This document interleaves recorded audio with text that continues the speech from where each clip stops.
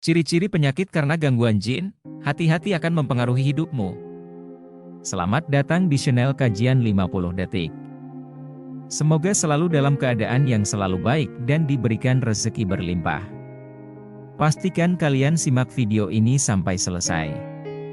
Semoga menambah wawasan untuk kita semua.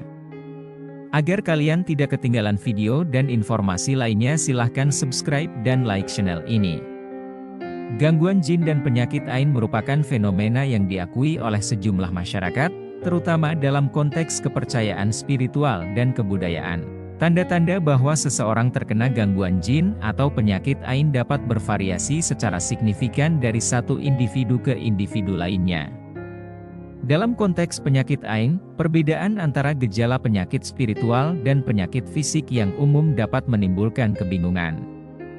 Gejala yang dialami oleh individu yang diduga terkena penyakit ain seringkali mirip dengan gejala penyakit umum, sehingga menambah tingkat ketidakpastian dalam proses diagnosis. Keadaan ini dapat menyulitkan praktisi medis dan para ahli spiritual untuk membedakan apakah kesehatan seseorang terpengaruh oleh faktor fisik atau spiritual. Berikut ciri-ciri penyakit yang disebabkan oleh gangguan jin. 1. Sesak napas saat mengaji. Pengalaman sesak napas, ngantuk berat, dan kesulitan membaca Al-Quran bisa menjadi pengalaman yang mengganggu dan misterius bagi sebagian orang.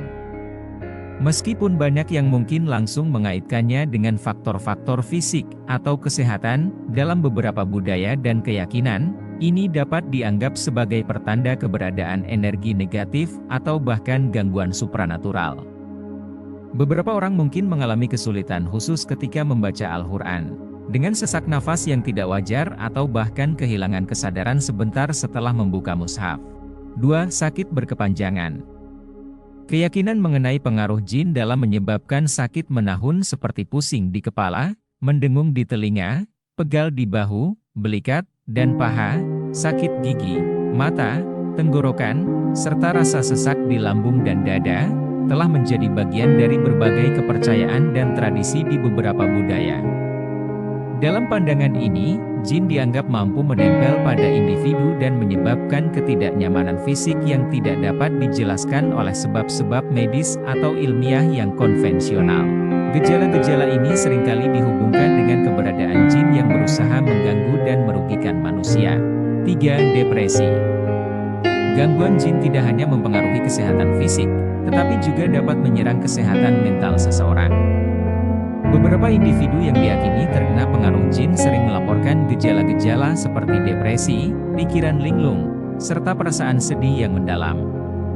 Dalam kepercayaan dan tradisi tertentu, gangguan ini dianggap sebagai hasil dari interaksi negatif dengan makhluk gaib yang mencoba memanipulasi pikiran dan emosi seseorang. 4. Pusing berlebihan. Gangguan jin dapat mengambil berbagai bentuk, termasuk memengaruhi keseimbangan dan persepsi visual seseorang. Salah satu gejala yang sering dihubungkan dengan gangguan jin adalah pusing berlebih atau vertigo. Orang yang mengalami gangguan ini mungkin merasa seperti dunia berputar atau bergoyang, terkadang tanpa alasan yang jelas. Dalam kepercayaan dan tradisi tertentu, gejala ini dianggap sebagai hasil dari interaksi negatif dengan jin yang mencoba mengacaukan fungsi keseimbangan tubuh manusia. 5. Sakit yang tak terdeteksi dengan bantuan medis. Gangguan jin sering dikaitkan dengan fenomena rasa sakit pada salah satu anggota tubuh yang sulit terdeteksi oleh dokter atau bahkan sakit menahun yang tidak ditemukan solusinya dalam dunia medis konvensional. Beberapa individu yang diyakini terkena pengaruh jin melaporkan rasa sakit yang intens, terkadang bersifat lokal dan terfokus pada satu anggota tubuh tertentu. Meskipun telah menjalani berbagai pemeriksaan medis, gejala ini tetap sulit dijelaskan oleh diagnosis atau solusi yang diberikan oleh dokter. 6. Naiknya suhu tubuh seakan-akan tipes. Fenomena gangguan jin yang menyebabkan tubuh terasa seolah-olah mengalami gejala tipes dengan suhu tubuh yang meningkat, namun ketika diperiksa, suhu tubuh menunjukkan kondisi normal, telah menjadi bagian dari berbagai keyakinan dan cerita rakyat. Orang yang diyakini terkena pengaruh jin sering mengalami rasa panas tubuh yang melebihi suhu normal dan mungkin berhubungan dengan sensasi yang mirip dengan gejala tipes.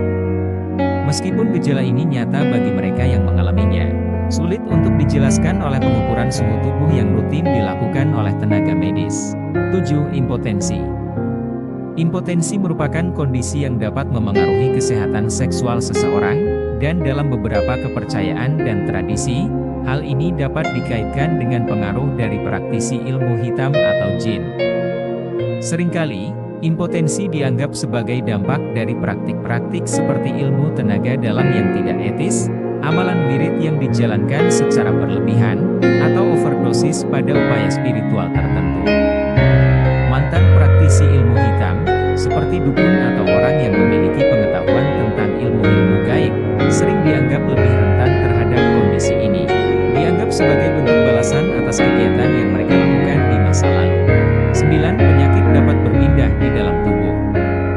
Keyakinan bahwa kista, asam urat, kolesterol, dan pengapuran dapat disebabkan oleh faktor medis atau pengaruh sihir telah menjadi bagian dari tradisi dan kepercayaan masyarakat tertentu.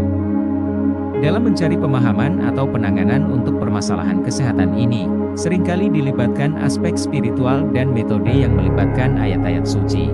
Salah satu praktik yang diakui sebagai cara untuk membedakan antara kista yang disebabkan oleh faktor medis dan kista yang mungkin terkait dengan sihir adalah dengan membacakan ayat ruqyah di tangan dan meletakkannya di perut. 7. Impotensi.